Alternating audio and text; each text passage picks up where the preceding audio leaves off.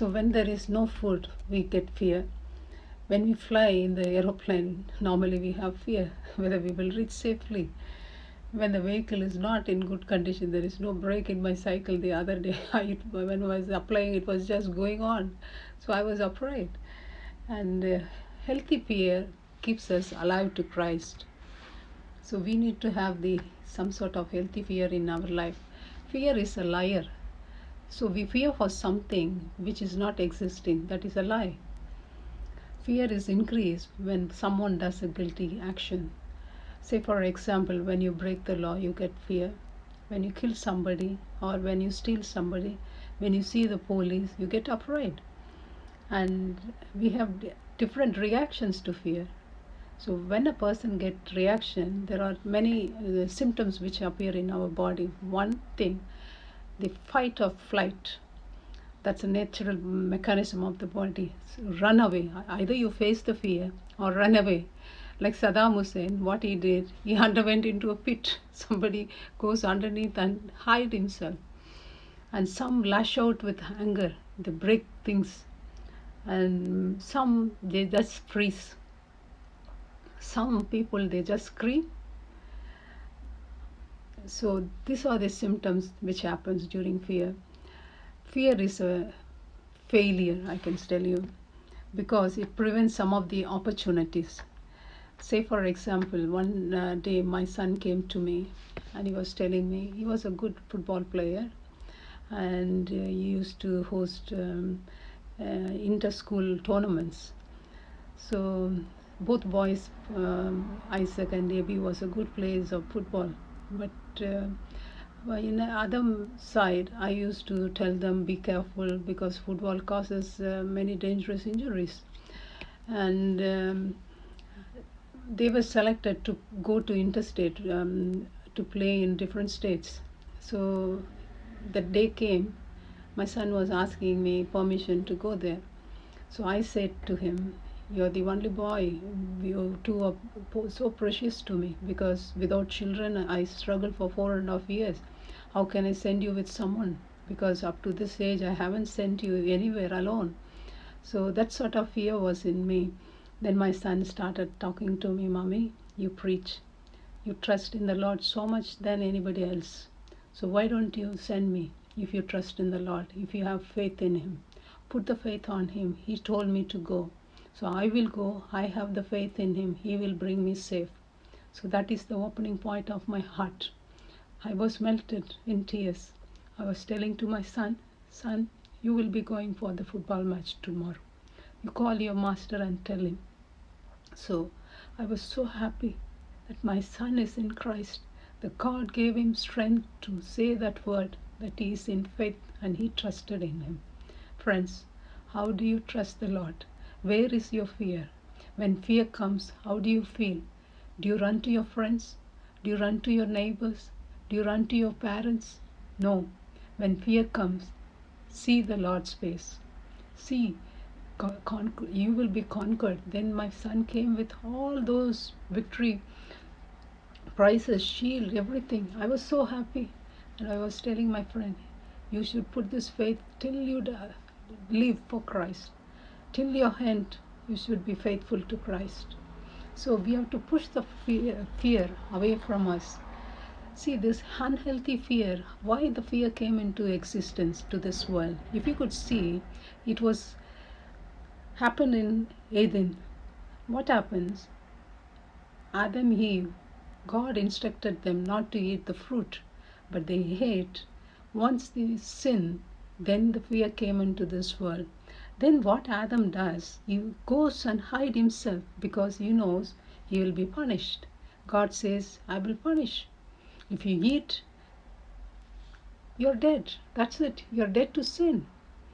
So God comes to that day and he calls Adam, Eve, "Where are you?" Adam replied, "I was afraid, so I hid myself." Adam was afraid that God would punish him. Jesus took all our condemnation, all our sin, all our unhealthy fears into the cross, and He gave us confidence, boldness to come to His throne. Fear of God is the deepest sense of respect. We need to have the healthy fear, that is, having fear about Christ, respecting Him. Fear is unknown. Without anything happening, we used to have stories cooking in our mind. Oh, it will happen like that. That will happen like that. Oh, how I will go. If my son could have not gone to that football tournament, he could have missed that opportunity. So fear blocks your opportunity. Fear for future. How my future will be. Why you are thinking about future? God says, look at the birds. They don't sow or reap. They don't go for job. They don't earn any wages. But still, colorfully, wonderfully, God has made them. God feeds them. So why you worry for tomorrow? Don't worry. Put all your burden on me. I will take care of, He says. Those who are weary and burdened, come to me, Jesus says. He is with us. When we are small, I used to afraid to go to another room in the same house where my parents are. But when I was an adult, grown up, after coming into Christ, I used to finish my midnight shift at 12 o'clock, and I used to go to 15 kilometers in the bike where there were no people around. So that sort of life God has given me. With this strength, I was able to travel that far at 1 o'clock, midnight. So when you are in Christ, God gives you strength. God gives you to win that fear, conquer that, so that you are fearless. In 1 John 4:18 says, there is no fear in love, but the perfect love casts out fear. So if you have perfect love in Christ, that will cast out all your fears. God says, don't panic. I am with you. There's no need to fear, for I am your God. I will strengthen. I will help you. I will hold you steady. Keep firm grip on you. Isaiah 41:10. Who can tell like this? God is love.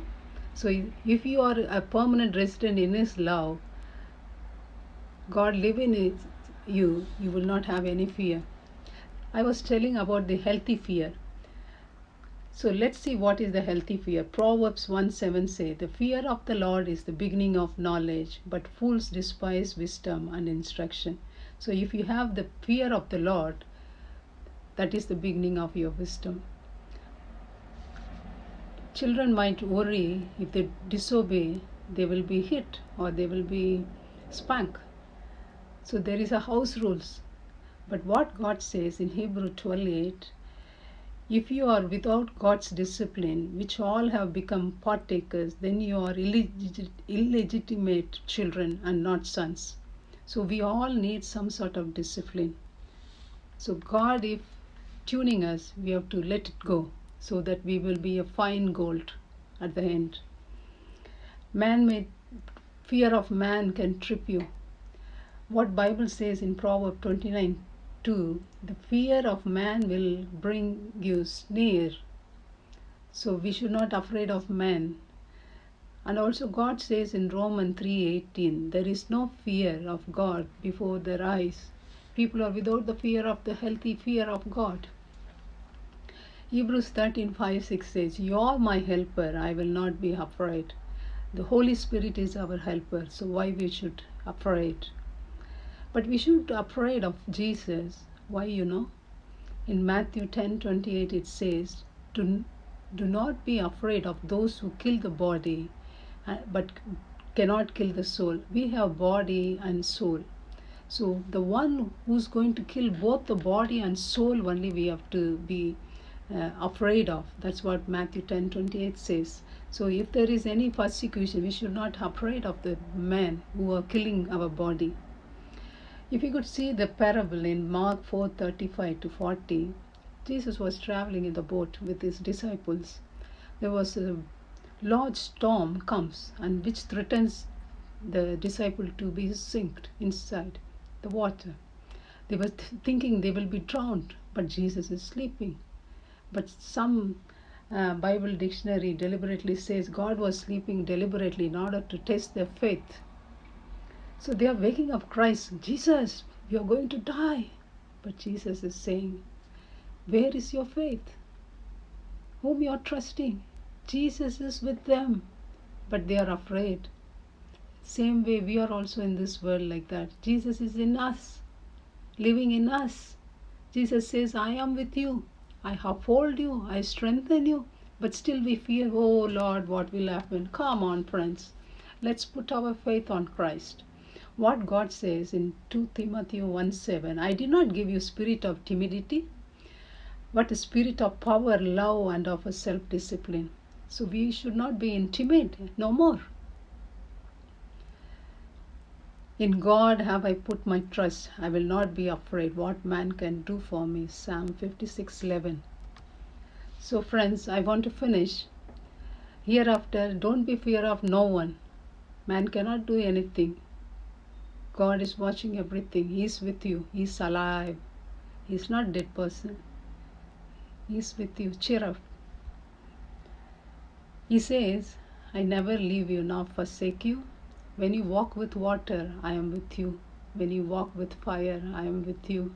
Have you remembered Shadrach, Meshach, Abednego, Daniel? They were in the fire. God was with them. Remember those. He holds the universe. He is in control. Mighty to save. Put your faith. He was so faithful to us till now. Trust in Him. Resist the fear. Stand in Jesus' love. So the love chases all fear. Cast your burden upon the Lord. Lord will fight for us. You are the child. Walk through. The Holy Spirit will help us. God will bless us. Amen. Praise the Lord.